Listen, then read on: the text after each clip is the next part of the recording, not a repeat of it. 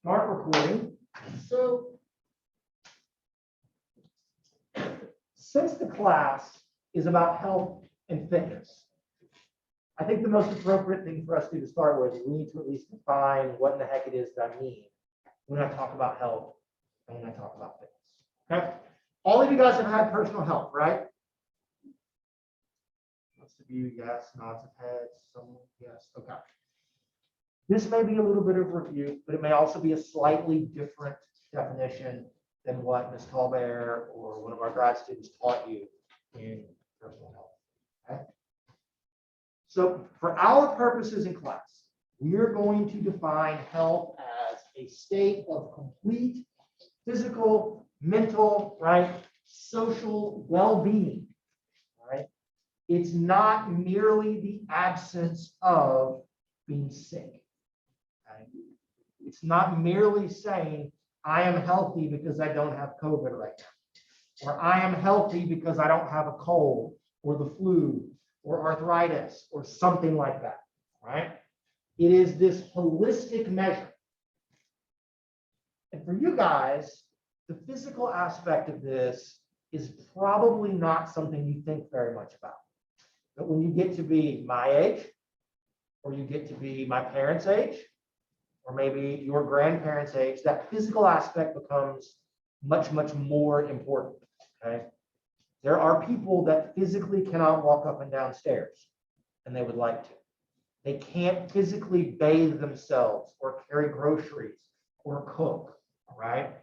And that is going to be an indicator of quote unquote poor health, right?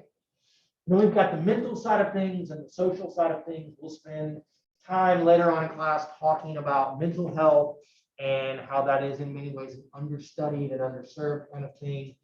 Anxiety, depression, okay? Social well-being, right? Do you have meaningful social relationships with a significant other, a partner, friends, family, those kinds of things, okay? And so, and the interesting part of that is if we want to talk about things as it relates to the pandemic, in some ways, the social and mental side of health has potentially suffered as much or more than our physical health has in the midst of all of this. One of my PhD students, when the pandemic started, we did a study and we were looking at changes in physical activity level during social, sort of when we shut everything down, but also on a host of mental health measures. And what we found was that physical activity didn't change very much, but anxiety and depression and things like that and senses of isolation did go up quite a bit. So these are things we have to consider. This is also part, okay, of our definition of health, right? Think of health as a continuum, okay? It exists on a continuum. Positive on one side, negative on the other. I could ask you a question, okay? I could say, Cameron, between perfect positive physical health and completely negative physical health on that line, right? Imagine it's got a 10 centimeters long and you can pick from 0 to 100. Where do you think you would fall? Towards the positive side, okay? I mean, is that a 70? Is it an 82? Is it 100? 81. Okay, great. So on this continuum, if you put a little mark in our line and say, all right, Cameron is not maybe in total, what she would think of as the highest level of physical health, but she's pretty close, okay? We could do the same, right? Between positive and negative for different aspects of mental health, for social health, and we can use that then to paint a picture of your overall health, okay? And it matters what I ask, right? We don't know if Cameron worked out yesterday or if she slept well last night. Like her feelings of physical sort of well-being and health right now may vary based upon whatever's been going on, okay? Now, if I ask you guys on Saturday morning or Friday morning, if you stayed out too late, you did something where you guys went out, then maybe you're not going to feel quite so good, all right? So we can do it that way. Anything, and this is really important, anything that pushes us, okay, from total positive towards the negative side of health is called a morbidity, Okay, it's called a morbidity. Any kind of disease state is a morbidity. COVID is a morbidity. The flu is a morbidity, but so is obesity or diabetes, okay, or cardiovascular disease or arthritis or multiple sclerosis. Pick anything, all right? Morbidity is any departure from a state of physical, mental, or social well-being short of death, okay? As long as it hasn't killed you yet, it's considered a morbidity, okay? We will spend the last month of class talking exclusively about different morbidities. We call them chronic diseases, okay? And I'll share some information about them today, okay? Typically, all right, and this is maybe you guys have a little bit of exposure to this if you paid at all attention to sort of COVID case rates or hospitalizations. Sort of everyone is now sort of a social media epidemiologist in some ways, but we express morbidities, okay, as the number of persons who are ill or have a specific condition per unit of population per year. Generally, if we're looking at population statistics, we express something relative to every 100,000 people, okay? There's roughly 100,000 people in Norman, or probably a little more than that, or something like that, okay?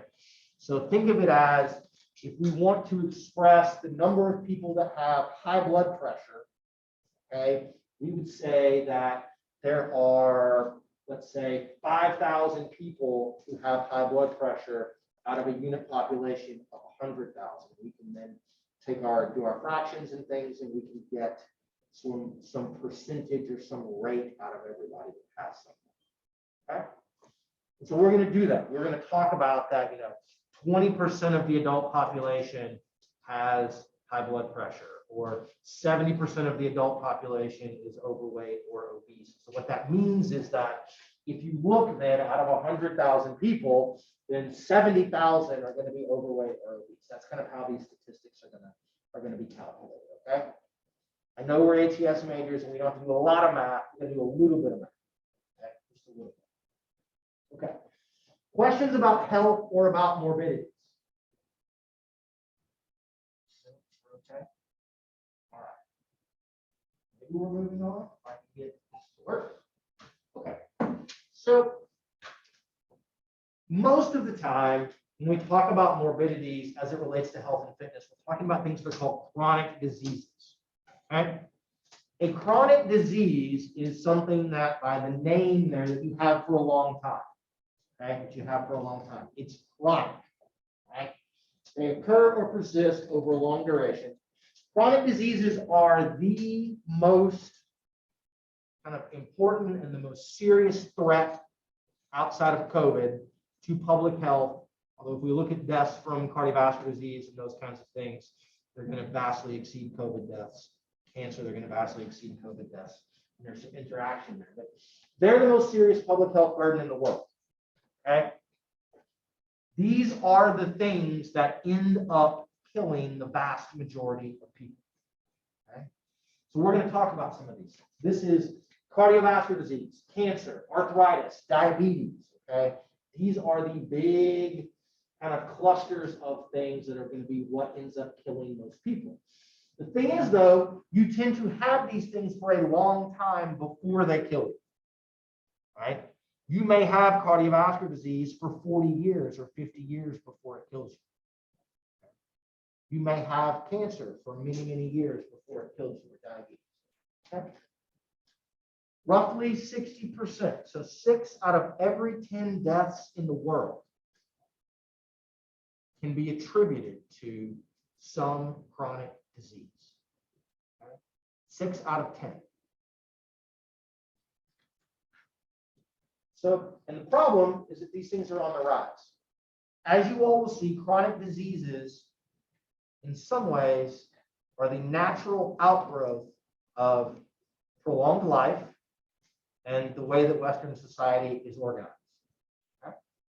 So, when we take third world or second world countries and they become more modernized, they get the internet, they have more desk jobs and those kinds of things, then one of the first things that happens is chronic disease rates go up in those countries.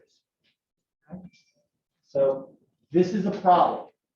This is a thing that all of you are going to have to deal with yourself, right? Or in relation to people that you care very much about. So we need to learn about these and understand these things. Okay? So if 6 out of 10 people have a chronic disease, then 4 out of 10, right? So about 2/3 of the people that have one have more than one. Okay? So these things tend to cluster together, and we'll talk more about why later on in class. Okay? We have some pretty good ideas behind all of this. So it's a big deal. All right? We spend almost $4 trillion on healthcare every year in the US. These chronic diseases are the primary driver of our healthcare costs.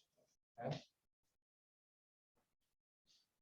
Anybody in here have to pay for your own health insurance? You will at some point. Okay? I hope that many of you are lucky enough that you can be on your parents' health insurance still until you're 26 and those kinds of things. And I know you guys can go to Goddard, but when you get where you have to pay for your own health insurance or ask your parents about how much their health insurance costs if you have some, okay? It's this being driven by these chronic diseases, which you guys will see, if we just get off our ass, okay, for 20 minutes a day, we could cut this number in half, probably, okay? In half. We can just get everybody to go for a walk for 20 minutes every day and maybe not eat so many hot dogs, right?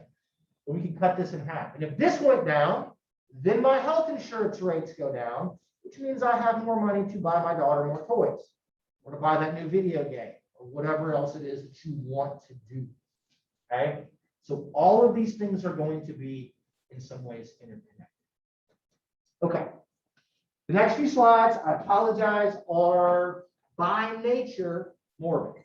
Okay, we have to talk about death a little bit. Okay, a little bit. In college, my wife took a whole class, and it was called The History of Death in America. And she was a history major. Fascinating stuff, right? But it talks about like funeral homes and how we sort of do funerals and death and how other cultures are a little bit different. But we're going to talk about it simply from just kind of the actual act of dying, not the associated things that go along with it. Okay? So we will talk about something called mortality rate. Please don't confuse this with morbidity. Remember, morbidity is a disease. It's not killed you yet. Okay? Mortality rate is death rate. Okay? So if we say, for instance, that COVID has a mortality rate of 2%. What that means is that 2 out of every 100 people that get COVID will die. Okay? If I say that the mortality rate of cardiovascular disease is 5,000 people per 100,000 people in the population, we can see the math and all of that too. That's mortality rate or death rate. Okay? So a couple of things to be aware of with this, all right? We will sometimes talk about mortality rate in a very general sense, okay? All-cause mortality rate is the risk of dying from anything, okay? Car accidents. One of my best friends had a motorcycle accident yesterday. We found out about it because his mom put it on Facebook. And so I texted him, he's fine, he broke his pelvis. Don't ride motorcycles, people. Just don't do it. All right. But all-cause mortality is dying from anything. Okay. Or we could give you a condition specific, like the mortality rate for people that are diabetic, or the mortality rate for the flu, or COVID, or pick a particular condition. Okay. What we're going to do a lot of in class is talk about how changing your physical activity or changing your fitness level, strength, endurance, body composition, flexibility, okay? How changing those things can affect either all-cause mortality rate or mortality rate of a particular condition. What I can tell you guys is we can have very, very pronounced reductions in this. Again, just from going for a walk 20 minutes a day. Everybody get a dog. Take your dog for a walk for 20 minutes. Dogs are great, right? Your mental health will go up. You'll have a buddy, right? Dogs love you. Okay, so let's talk about this, all right? Here we're going to have, and these are actually up-to-date statistics. They're from 2019. It's the most recent data. If you guys find any of this interesting, you can go to the Centers for Disease Control's webpage, and they have an ability to get just huge troves of data on every condition you could ever think of.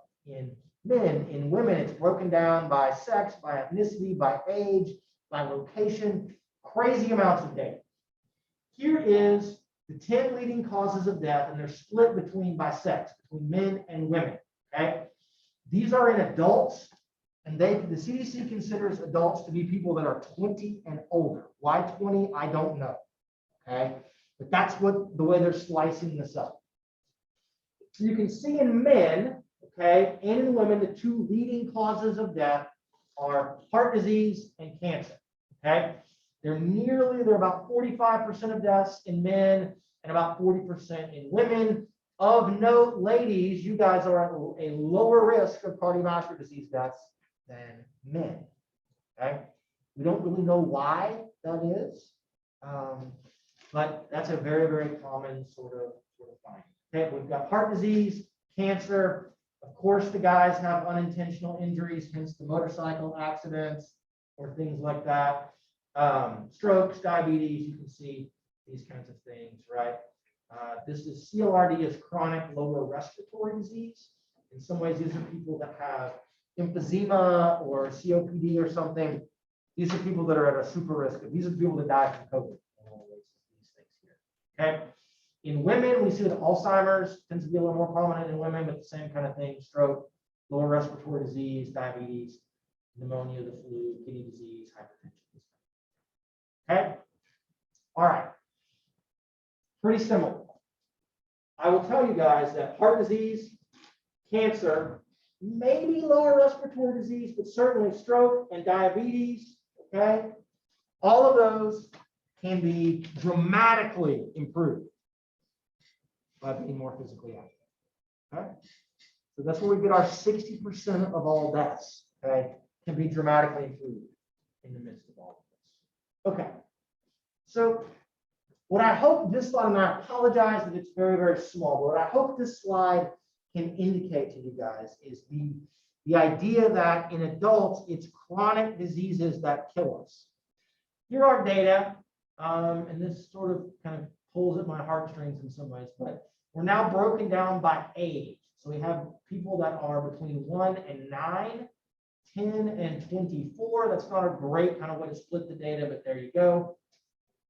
25 and 44, 45, they're kind of in 20-year buckets. Look at what it is that kills kids, okay? Or kills folks in sort of y'all's age bracket. It's not heart disease, and it's really in little kids, a little bit of it is cancer, right? Congenital malformations, right? We've got homicide that's going to be in here. Very, very different things are the leading causes of death in sort of young kids or young adults. And you can see that it takes us basically up into about 45 before things begin to look like what the kind of all adult things are going to look like. That illustrates, I hope, this idea that heart disease and cancer and diabetes don't kill you quickly. They don't kill you immediately. They are chronic in their nature. And that gives us hope in some ways, because it means you got a lot of time, right? I am rapidly screaming towards being in this particular age range, right? So I still have some time, but I've had a lot of time to kind of get into this idea of, okay, I need to do things to reduce my risk of heart disease. I need to do some things to reduce my risk of cancer. right? And so we can use physical activity, we can use changes in our fitness levels to have some impact on these. And while it doesn't necessarily impact mortality rate in you guys yet, what you all do now has dramatic effects for what you're going to look like kind of down here. Okay, and we'll talk through the hows and the whys of all of that. Okay. How many of you are from Oklahoma? We did this the other day. I'm going to show of hands. Oklahoma. Okay, hands down. Texas. Anybody that's not from Oklahoma or Texas? One person. Riley, remind me, where are you from? Kansas City. You're from Kansas City, but you're from the Missouri side, not the Kansas side, right? Okay. That's right, I remember. Okay. So let's look here. Oklahoma, Texas, there's Missouri, there's Arkansas, where I'm from, there's Mississippi, where I lived for a couple of years, Georgia. So this is death rate. These are only good from 2017. I couldn't find newer ones. This is the death rate by state. The darker the red, the higher the death rate. So overall U.S. death rate from all causes is about 732 people per 100,000 people of population every year. Okay. So what you will note then is we're here in Oklahoma. We're in this kind of dark pinky purple. We're somewhere about right here or thereabouts. Okay. It's about, I looked up the actual number. Oklahoma's at about 850 deaths per 100,000 people per year. Mississippi, West Virginia, Kentucky are out here in the kind of low to mid 900s. They're the three worst states. Okay. But we're above average, like 200 more people or 100 more people per 100,000 die in Oklahoma. Okay. And you will note then, you can kind of look out here. Texas is better. That's good, right? We can look, Hawaii, these kind of places like Maine, Nevada are not doing too bad. California, New York, Minnesota, weirdly, all tend to kind of have the highest rates, these kind of northeastern things. There's a lot that goes into this, a huge amount that goes into this. We could spend an entire course just talking about all of the factors as to, well, why is Oklahoma this? I can show you guys things about how it tracks with race, how it tracks with ethnicity. It tracks with socioeconomic status, and that tracks with education. And so there's all of these things that play into this. Okay. Essentially, California and New York have the highest socioeconomic, they have the fewest number of poor people. And that means they have more people that have a higher education, they have better access to healthcare, they buy better food, blah, blah, blah. Lots of those things. But the point of showing you all this is if you guys are from Oklahoma, okay, and you want to stay in Oklahoma, we are near the bottom in mortality rate. Many of you guys want to work in some kind of allied health field. You are going to encounter people that can benefit from the knowledge you're going to get from class about how to make their muscles bigger and stronger, how to increase their cardiorespiratory endurance, how to eat better, how to reduce weight, all of those kinds of things. Okay, so you're going to encounter a lot of people because we're not doing so great here. Okay, that's also why you have to take health promotion classes. You're going to take lifestyle intervention. You're going to take health promotion program planning. You're going to take community health. There's a reason for this, right? Probably all of you know that it's better for you to be more active than not, right? Generally, you can accept that. Okay. It still sucks to do it though, doesn't it? How many of you are like, I should probably go do some activity today, and yet you don't? You just lay there and you doom scroll on Twitter, or you keep watching TikTok videos, right? Or you're playing video games or whatever it is that you're doing. I know that's what I do, okay? So we need the health promotion classes to understand how we change behaviors so we can make these numbers look different. All right. Now that I've probably made you all sad and creeped everybody out talking about dying, let's talk about things that are maybe a little bit better. So the other piece of class is fitness. My voice is cracked. It's fitness, all right? So if we're going to talk about health, we also need to talk about kind of one of the things that helps to improve our health, and that's physical fitness, all right? So look at this first sentence. The ability to perform muscular work satisfactorily. That is the official definition from the World Health Organization. The ability to perform muscular work satisfactorily. Okay? Let's do a fun exercise. Adriana, can you stand up? Adriana just performed muscular work satisfactorily, right? I asked her to stand. She used her muscles to actually stand. She is fit enough to stand up. Okay? Adriana, how many push-ups do you think you could do consecutively? Maybe 2? Okay, I'm not going to have you do push-ups, but you can sit down. Thank you. Okay? I should note, guys, that if there are days that I feel like y'all aren't paying attention or you're not participating, we will just do wall sits until somebody answers questions. Okay? I will use physical activity in an attempt to increase your fitness as a way to prompt you to participate in class. Okay? But thank you, Adriana. So the idea behind physical fitness is that you have an ability that permit the acceptable performance of a given task. Okay? And that task, though, is going to have some sort of physical, social, and psychological environment to it. Okay? Anybody get a little bit nervous if I was going to make you stand up and do a presentation in class today? Not crazy about having to talk in front of other people? Okay? I assure you, if you ask anybody that I went to high school with, they would say, you're telling me that Chris, like, he teaches and talks to people for a living? Like, that's fucking crazy. Okay? Did not like this. And yet here it is, and I do that because I practiced a bunch. Okay? So we implied something to Adriana, our physical environment, the chair she's sitting in, the floor that she's on, her shoes, those kinds of things, in a social and psychological environment. We are in class. Hopefully she feels like this is a reasonably safe place, even if she doesn't know you guys yet, et cetera, et cetera. Okay? So that is fitness. Think of fitness as I can actually do something. Okay? I can do something. You can have social fitness. Okay? You can have mental fitness. You can have a host of different physical fitness. Okay? I may be fit enough to walk, but not fit enough to run. Or I'm fit enough to jog, but I'm not fit enough to run a marathon. That's what we normally think of with fitness, is truly like, how strong am I? How much can I bench? How much can I squat? How much can I power clean or deadlift? Something like that. How fast can I run a mile? But other parts of that fitness is, can you just walk? Can you get into and out of a chair? Can you get into and out of the bathtub? Okay? Up and down a flight of stairs while carrying your groceries. Can you drive a car? All right? All of those things require a level of quote unquote fitness. Right? So typically, when we do things to focus on fitness, we have 2 goals. One is performance. This is what most of you guys think of. Okay?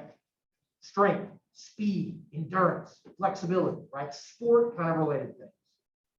But we can also talk about health related fitness. Okay? And so we can use your fitness, different parts of your physical and social and psychological fitness to predict health outcomes. Okay? If you are stronger in pretty much any muscle in your body, that improves your health. You'll live longer. If you can walk farther or faster, that's generally going to be a good thing. It's going to make your heart stronger. It's going to lower your blood pressure. You have all of these other kind of benefits. So there's going to be not just, can I be an Olympic athlete or a college athlete or anything like that, or can I win at intramurals, right, and help my sorority or my fraternity or whatever. There's some real kind of health related things that I'm going to show you guys that we will spend a lot of time in class talking about. Okay? Generally, we break physical fitness into these 5 components. Something called cardiorespiratory fitness. Okay? This is basically endurance. This is your ability to run or swim or bike for some extended period of time.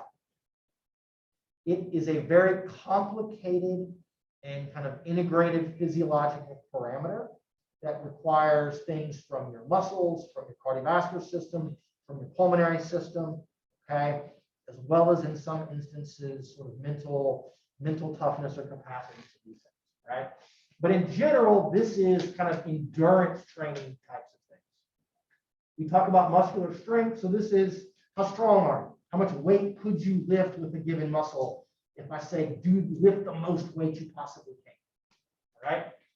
Then there's this idea of something called muscular endurance, and you're probably saying, Dr. Black, what the hell is the difference between muscular endurance and cardiorespiratory fitness? This is also called local muscular endurance. This is, I'm doing some kind of sub-maximal weightlifting, and I'm going to do it as many times as I can. So think of this as muscular endurance is like, how many push-ups could I do? How many sit-ups could I do, right? How many times could I do squats with my body weight before I have to stop, okay? That's local muscular endurance. Weirdly enough, and I hate this because I think flexibility is dumb, mostly because I'm not flexible, right? Flexibility is considered a component of physical fitness. I could use, you guys have done the sit and reach test? Probably when you were like in elementary school or in junior high. I don't know how far I can get today. Ooh, yeah, that's not great. I'm getting there. Yeah, I can't get anywhere near my toes. You guys can predict when I'm going to die based upon that. Based upon my sit and reach test, which is sucky. Okay? So flexibility is a thing, and then we consider body composition. Even though body composition doesn't really imply an actual ability to do anything, body composition, or the amount of you that is muscle and bone and water and fat, is considered a component of physical fitness because it seems to, in a lot of instances, have a lot of influence over especially cardiorespiratory fitness, and in some instances, strength. Okay? I would argue that it's really not physical fitness. This is kind of a holdover from 40 years ago. But we will do labs, okay, in class to look at your muscular strength, your local muscular endurance, your cardiorespiratory fitness, and your body composition. Okay? You guys will test this and we'll figure out basically where you fall on those ranges. We'll talk about all the physiological things that go into those things. We'll talk about how you train to make those things better. Okay. And then in the back half of class, we'll talk about how improving any of these things can affect these chronic diseases. All right. So we don't really need to talk too much about those things. So let's go ahead, guys, and let's go ahead and take our social media break. So we will start back at 11:23 by the clock. Okay.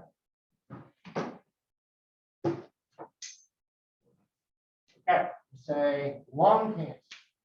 Very reasonable guess. Okay, we'll go with somebody else. There. What do you think? Age.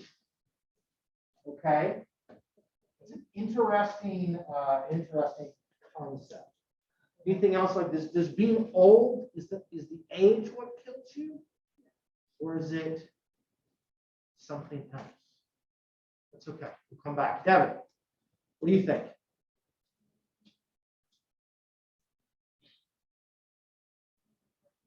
Heart disease. A very reasonable guess. Okay. I guess I should ask, can you guys see this at all? Is there any reason for me to do this? It's the one thing that I miss about being totally online is that I could write on my computer screen and like put things up here. That's okay. All right. Lung cancer, age, heart disease. Lana, anything else? Obesity. Okay.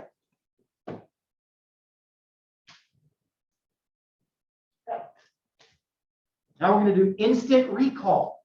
Okay. Instant recall. McKenna, what's the leading cause of death now in adults? Obesity. So again, obesity is related, but do you remember the actual disorder or thing that it is? Can somebody help McKenna? Or? Heart disease. Heart disease. Very good. I know that's what you were thinking about. I assure you the obesity is a big driver of heart disease. Okay? Heart disease. Okay? Good. What's 2 right now? Answer. Okay. You guys think that society is different now than it was in 1900? Extremely, okay? What do you guys think was the most common job in the US in 1900? Factory. Very good, Daniel. It's a reasonable guess. If I wasn't working in a factory, what was I doing? I was a farmer. Okay. My grandfather, or my mom's dad, they had a dairy farm in Kansas. So I assure you, if anybody's not ever want to know what real work is like, go work on a farm and have to go out at 5 and we'd go throw hay for the cows, and then they would come in and you'd have to milk them. It was crazy. It's a lot of work. Okay. I have not worked in a factory, but I can imagine in 1900 there weren't a lot of computers and things. There wasn't air conditioning and those kind of stuff, so it's pretty bad. Okay, so things are a lot different now. So the point of me doing all of this, okay, is here we have changes in causes of death. Okay, this is number of deaths per 100,000 people. 1900, here's 2010. Okay, the numbers are a little bit higher now, as we saw in 2019, but I couldn't find the same kind of graphic with the more up-to-date data. But the point holds.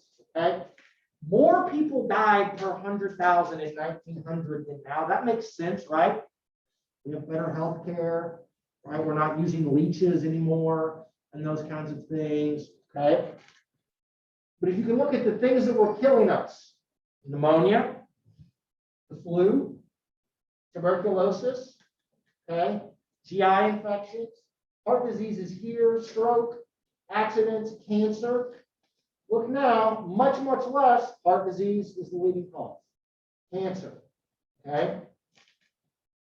Why do we not have these kinds of things here in this bunch? So if you look then, this is the same kind of thing. It's from 1908, 1948 to 2010. And it's just showing the percentages of all deaths that are attributed to these individual things.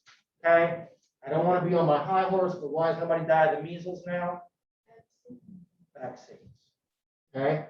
Very good. But you can see cancer rates way up, heart disease way up. Heart disease was way up. It's actually down a little bit from 1950. Okay. But for the most part, pneumonia, bronchitis, TB, whooping cough.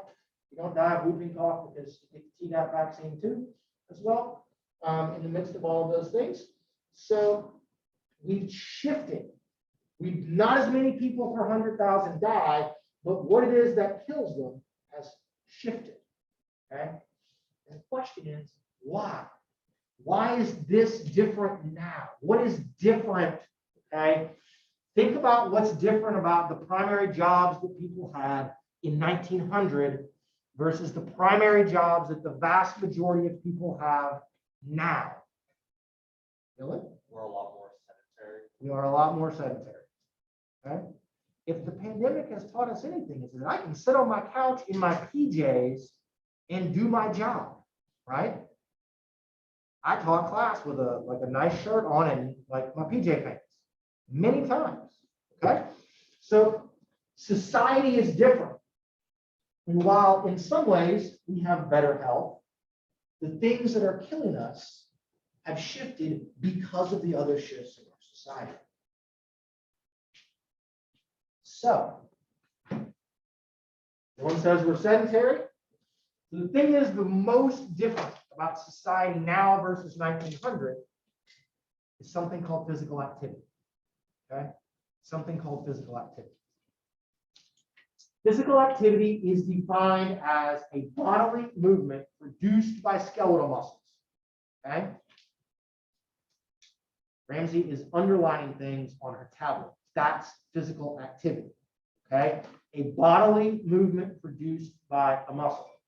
If you can produce a bodily movement that doesn't use a muscle, please come to my lab. I want to study it. Okay, but the thing that makes it really key, though, is it's a movement that raises the amount of energy that you're using over resting energy expenditure.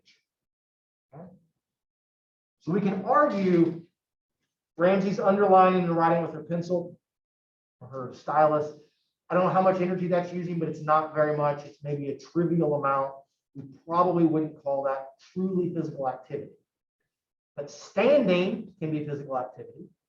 Walking certainly can be physical activity. Running, biking, lifting weights, pick a thing. Okay? To understand this, we need to understand, though, a little bit about where energy expenditure comes from, okay, and the like. So all of you guys have something called a resting metabolic rate, okay? Your body needs and uses energy just to stay alive.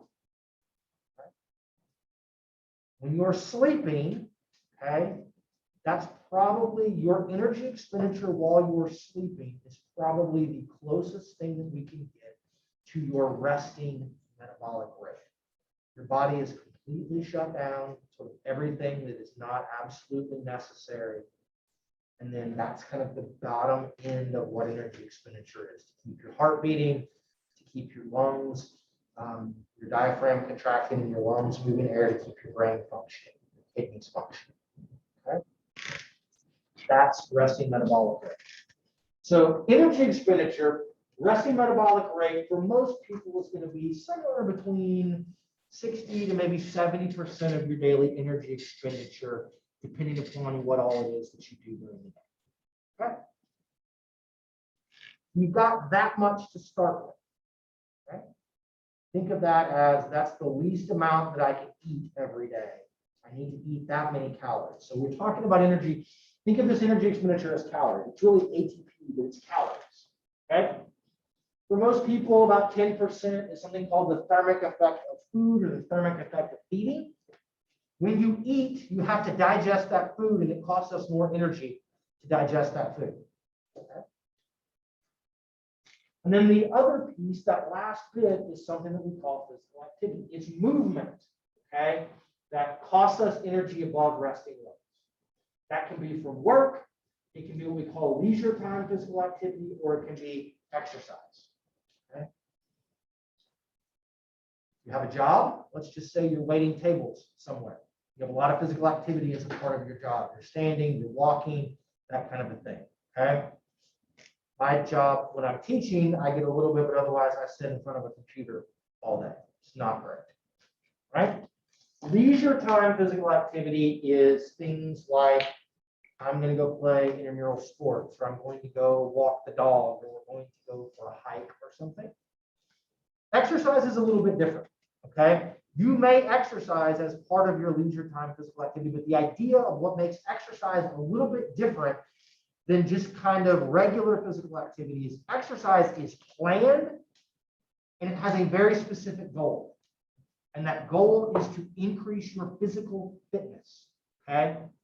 Either your muscular strength or your cardiorespiratory endurance. You're doing it for a reason to try to increase your fitness. Okay.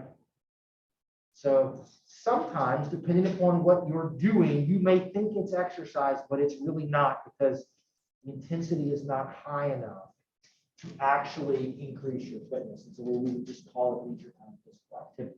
That's still good for you. This stuff is good. Exercise may be better. Okay. What I'm going to have you guys do for Monday is you're going to keep a journal from now until Monday. And I want you on your journal to make a note of and to write down all the physical activity that you get, okay, between now and coming to class on Monday. That can include things from work, it can include exercise, it can include, you may not even think about this, but like we went out on Friday night and we were dancing, physical activity. Okay? I want all of it. And we're going to do something with that in class sometimes. Okay? And I'll remind you guys, I'll send out an email for all of that, but you can keep a journal. Okay. Some of that, if you've got like an iPhone or a Fitbit, it may keep track of some of these things for you, but we'll kind of see how that goes. All right.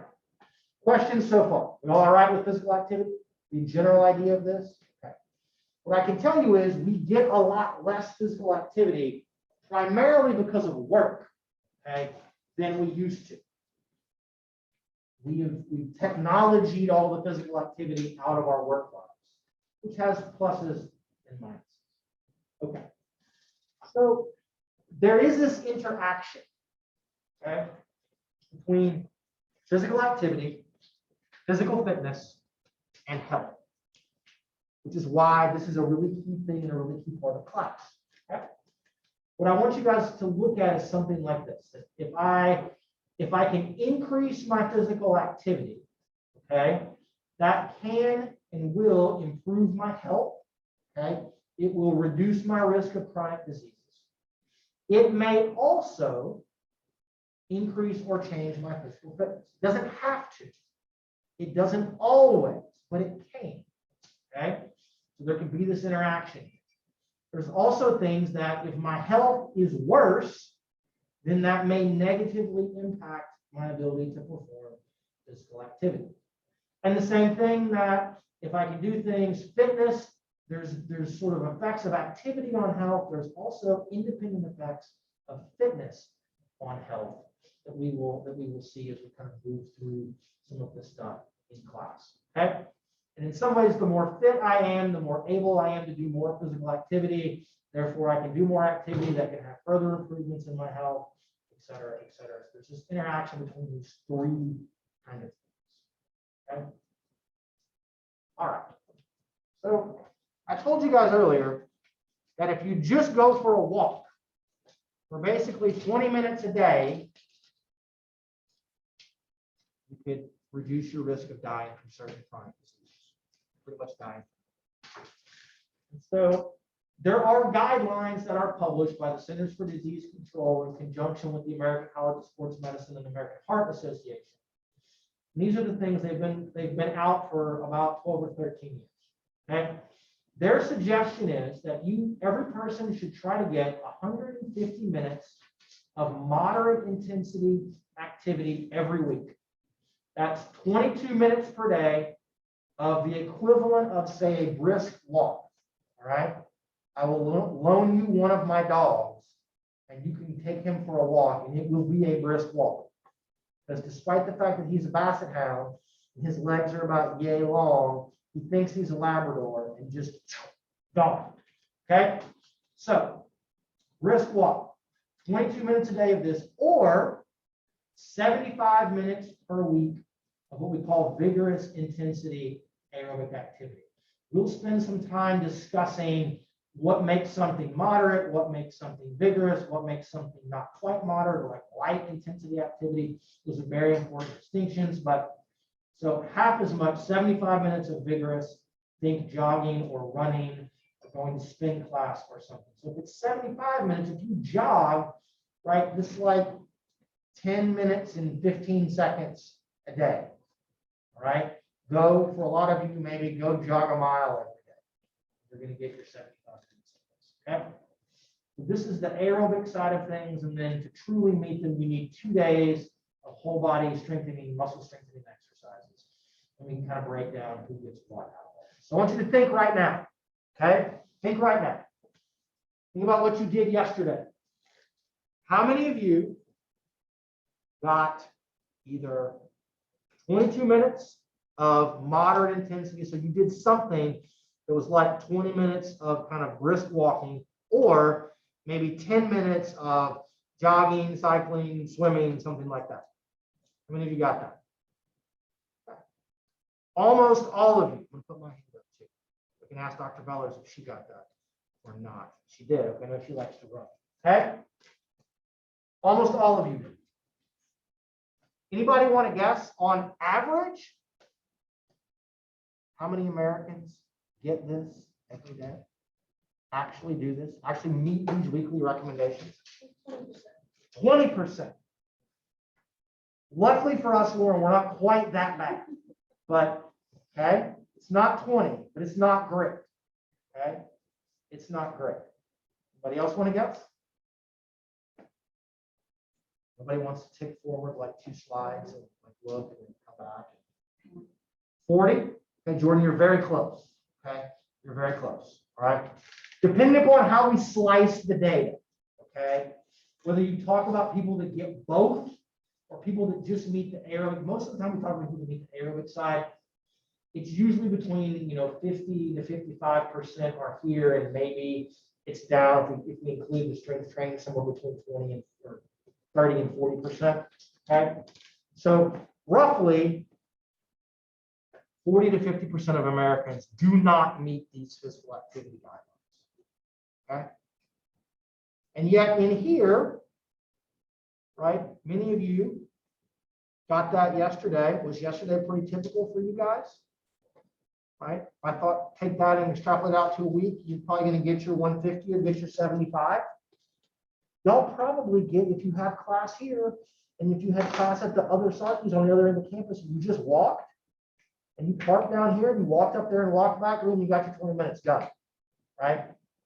So almost all of you got that. Almost all of you will meet this. And yet you guys are included in that 50%. Okay? So imagine what people my age are doing. Imagine what people, I would say your parents' age, but they're probably not that much older than you. It's unsettled. Imagine what your grandparents are doing. Okay? So imagine what those numbers look like if we throw out college students, because y'all are included in those data. Right? It's really bad. Okay? People over 25, people over 30, those numbers really begin to dip. Okay, they really, really. We're going to make a big deal about this in class because not meeting these guidelines is a huge risk factor for chronic diseases. Okay, a huge risk factor. If you're not active, your risk of dying from cardiovascular disease goes up. It's like twice as much as a person that's active. Your risk of getting certain cancers goes up. Okay.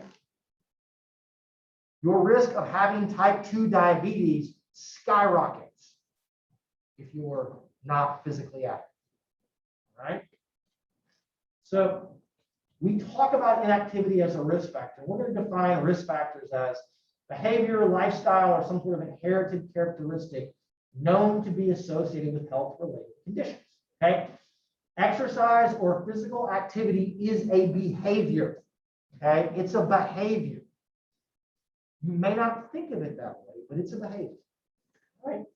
When we are more active, we know that that increases cardiorespiratory fitness, which our variable for that we'll talk about in a couple of weeks is something called VO2 max. Okay? Don't worry about what that is now. Just know that people that can run marathons have a high VO2 max, and then people that don't ever exercise or do anything have a relatively low. Okay? If you increase physical activity, it improves the function of insulin, which is one of the primary drivers of becoming a type 2 diabetic. It lowers your blood pressure. Okay. The other thing that happens that's really, really cool is that physical activity, just walking, which for a lot of you guys, walking is not going to be intense enough to improve your VO2 max or improve your cardiorespiratory endurance. You're already fit enough to do that. Being more active in the absence of changing any fitness measure, okay, still reduces your risk of a host of chronic diseases. The even crazier thing is being active, especially being active to the point where it improves fitness, trumps obesity. Right? You guys will note one of the other big risk factors for chronic diseases is being obese. If you are active or fit and you meet the guidelines, but you are obese, you have better health than people that are normal weight but sedentary. Okay? And we'll talk about why when we get into the obesity. So the thing is, doesn't matter what you look like, doesn't matter what your body composition is. In some ways, doesn't matter if you do enough to make yourself better at running a mile or a marathon, or how much you can deadlift or squat or whatever else. Just going for a walk improves your health. I cannot emphasize that enough. Okay? More fun with data from the CDC. Here are county level data on physical inactivity. The darker the color, the larger the percentage of that population of that county that gets no activity. Inactivity is defined as less than 60 minutes, okay? Less than 60 minutes of physical activity in a week. Look at this. See this area here? You see how this looks a lot, and I should have put it on there. I don't have it there. So this area where there's darker purple looks a lot like the places that had kind of dark pink in the death rates. Okay. I couldn't find the county level death rates. In a previous iteration of the CDC's website, you could get this and then the exact same thing on the death rates, and they almost lay over the top of each other. They're almost identical. The fun thing is though, look, right? Arkansas here, not so great. You've got Northwest Arkansas, where I'm from here, where the university is and where Walmart is based, in Benton and Washington County. And then you've got right here in Pulaski County and Faulkner County, where the two big universities are going to be. Look at Oklahoma, right? We've got here Cleveland County, Oklahoma County, where OU is and where the big population center is. Up here is Tulsa. Look in Texas, right? The places where there's the most activity, Dallas, Houston, right? San Antonio, Austin.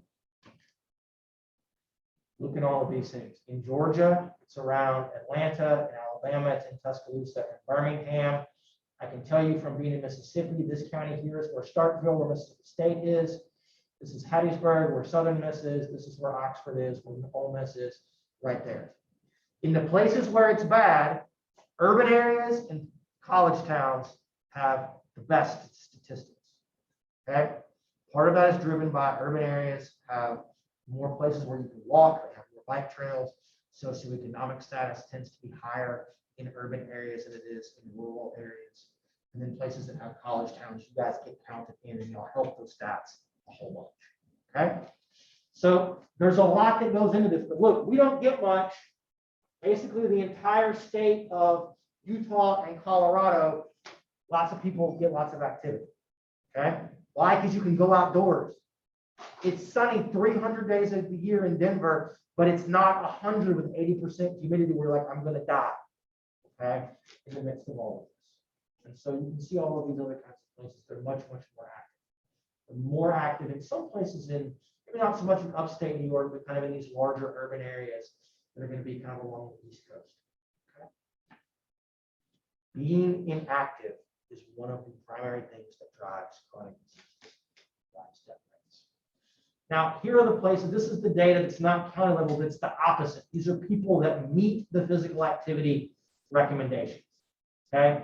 These are folks that meet both the aerobic and the resistance training ones. And so the states that are the best, right, are going to be somewhere around like, between 25 and 30% of people are going to meet both of those things. And you can see here, look, the same places where death rates are high or bad at meeting those things. And some places where it's better. Okay. All right. Let me do this. How are we doing on time? All right, do this for me, guys. Get out a clean sheet of paper, or if you don't have any paper, you've got your phone or something, just pull up a notes page. Write down for me 1 through 10. Write down for me the 10 people you care about the most in life. Family, friends, boyfriend, girlfriend, partner, whatever. Okay? 10 people you care about most. Write their names out.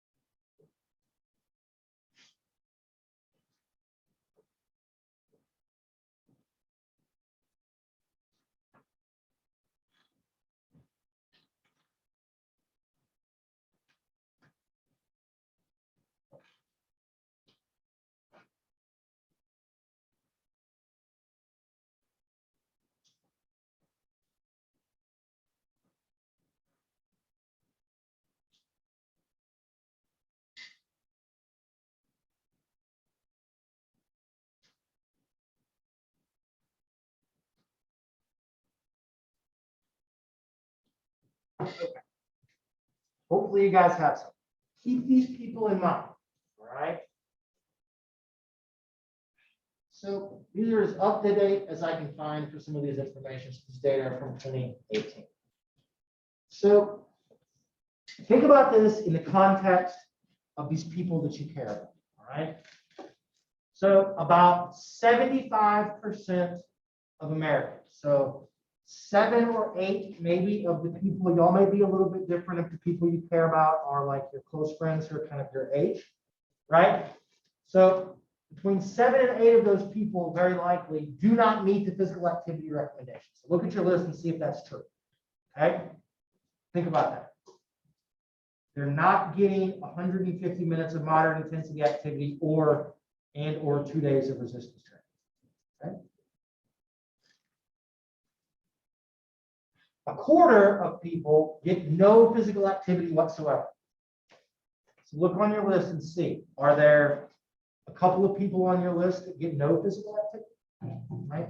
They don't exercise, they don't do a lot of their job, right? They get up, they go to work, they sit around, they come home, they sit around, they watch TV, right? That. So if we were to look, the data tells us that about 50% meet the aerobic. So they're going to get the 150 minutes, but not necessarily the strength training side. So look and see if maybe 5 out of 10 of your people are going to meet that. Okay?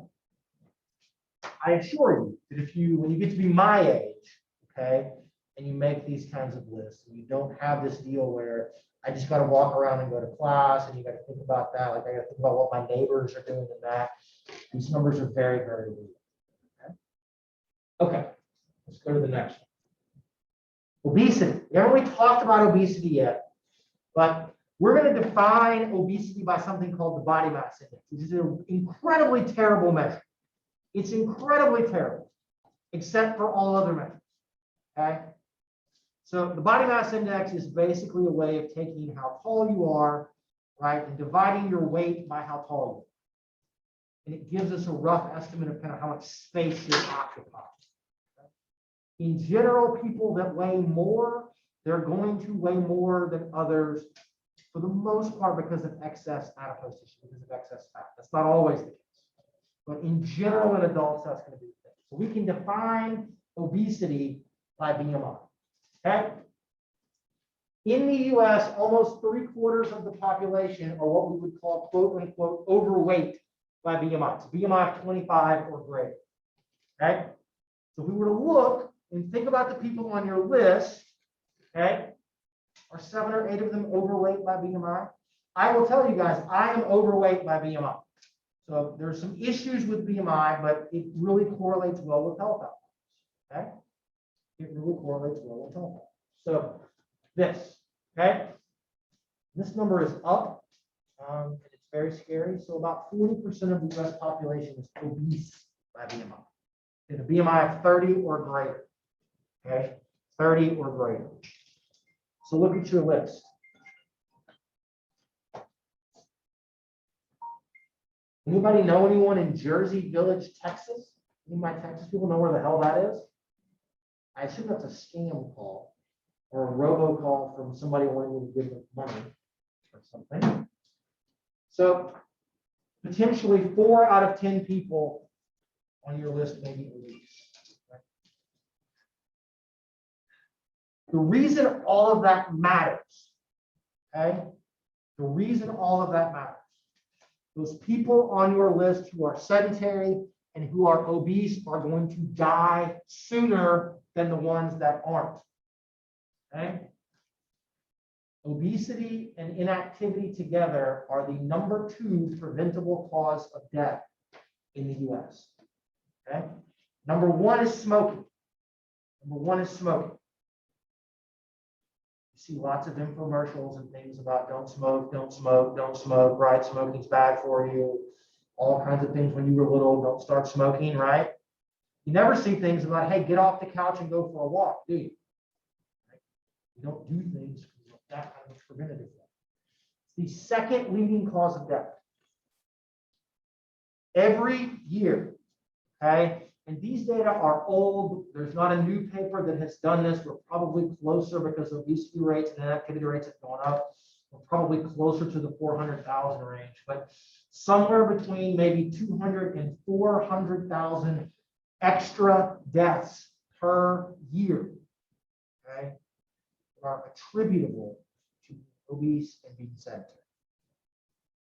Somebody on your list of people you care about is going to die sooner than they have to because they're going to be obese and sedentary.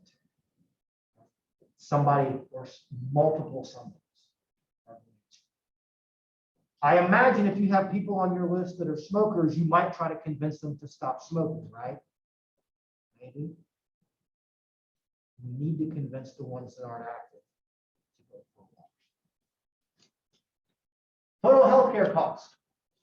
We spend about $150 billion a year on things that are attributable to being sedentary and obese. Okay?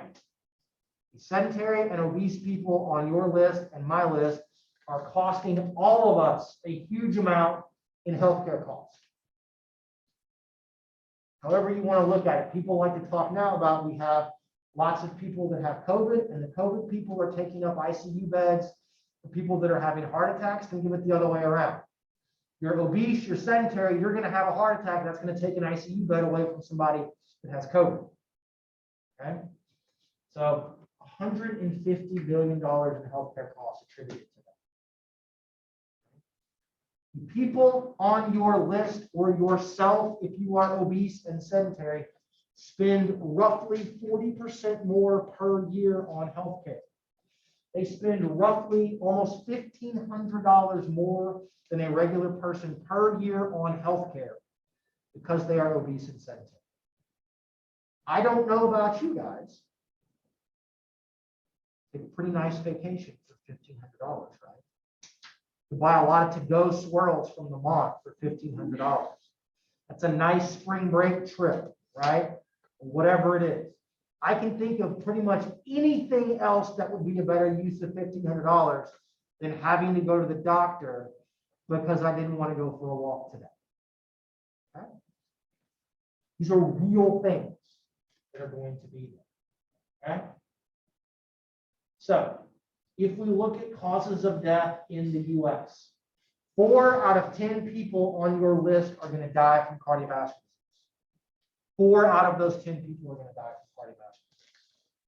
About 25, so another couple, 2 or 3, are going to die from cancer, and then probably 1 additional person on there is going to die from stroke or diabetes. If you can get those people on your list, okay, to just meet the aerobic guidelines, to just walk 150 minutes a week, they have a 50% reduction in risk of dying prematurely from cardiovascular disease. They have somewhere between a 25 and a 50% reduction in dying from diabetes. In a lot of ways, if they'll just meet the guidelines, they're not going to become a type 2 diabetic. Okay? They're going to have a 20 to 30% reduction in certain kinds of cancer. In some ways, we're lucky that breast cancer and prostate cancer are the most prevalent, and those are 2 of the ones that we can get some pretty good outcomes with activity, and it reduces our rates of strokes. Okay? Moderate to high levels of physical activity will give you somewhere between 1.5 and 3 more years to spend with those people on your list, if you can get them to do that. Okay? You all may not think about that very often. You get to be my age, I have a daughter, you have your own kids, my parents are getting older, in that kind of a way, it's a thing that you think about, right? It's a thing that becomes very, very real. Very, very real. A 50% reduction in premature death from any cause. Okay? Premature death from any cause. Simply by being more active. Exercise is the single most effective and the single most cost-effective medicine that we have for chronic diseases in the US. Okay? It is the single best thing that you can do for yourself. It improves your physical health, it reduces anxiety, it reduces depression. Okay? It's good for cardiovascular disease, it's good for diabetes, all of these kinds of things. Exercise fixes everything. Okay? I assure you that drug companies are trying to find drugs or make drugs that have the system-wide effects that exercise does. They'd have to give you like 70 different pills because it does things in your muscles, it does things in your cardiovascular system, specifically in your heart, in your blood vessels, it does things in your brain. Okay, it is this sort of magic thing that we can do that reduces our risk of it. So we're going to finish off with this. Okay, this is these are some data that were published almost 20 years ago now. But what you can see is this is your relative risk. And so this is what we're going to call all-cause mortality risk. So we calculate relative risk by taking the sort of incidence of something in one group, our reference group, okay, and comparing, so in this instance, the chances of dying from anything in a group that is physically inactive, that's our reference group, and then comparing that risk to the rate of dying in our groups that are very, very fit. Okay, and we've taken everyone and we've split them out by percentages. So these are basically percentile ranks or something. At some point, you guys took the ACT or the SAT, or you'll take the GRE, and you'll get like a percentile rank of my math score was in the 75th percentile. What that means is that you scored better than 70% of everybody else on your math or something. So what you see here is the relative risk. So our reference group are people that have basically no activity. They're on the low end of activity and the low end of fitness. They get a relative risk of 1. And as we look here, as we move out from the least active to the most active, you can see the reduction in risk of all-cause mortality based upon simply looking at how active I am. Okay? How many minutes per week of physical activity I'm doing. And so there is what we call a dose response. The little is good, more is better in that particular way. Okay? Then if we break it out by, rather than just physical activity, if we break it out by something called physical fitness, in this instance, this fitness is denoted by cardiorespiratory fitness. So think of endurance capacity. Okay? You will note that to become more physically fit with sort of cardiorespiratory wise, I have to be more active, but you will note that fitness gives me even more improvements over unfit than simply being physically active. So walking is good, jogging is better, right? Walking is fine, Orange Theory is better, okay? We won't talk about CrossFit. CrossFit's good, right? If you can survive the tire flips and terrible kick-ups. I have lots of issues with CrossFit, but the one thing that it is it's a high-intensity workout where you will gain a lot of fitness. You may hurt yourself in the process. Okay, so we're going to talk about on Monday how we might go about quantifying this, okay, how physically active you are. And then we will use that as our lead into how is being active going to require things of my muscles and my cardiovascular system that will potentially then improve my physical fitness. Okay. All right. So for Monday, what are we doing? Journaling. You're journaling. That's right. But you're just journaling about your physical activity. Okay. Just your physical activity. I will send out an email to remind you guys. Very good. If you've not turned in your information sheet, please bring it to me. If you forgot to do it, email it to me before the day is over. Thank you. Also, if there are scissors or markers that are out there, please bring them back. Thanks, guys. Have a good weekend. Make good choices.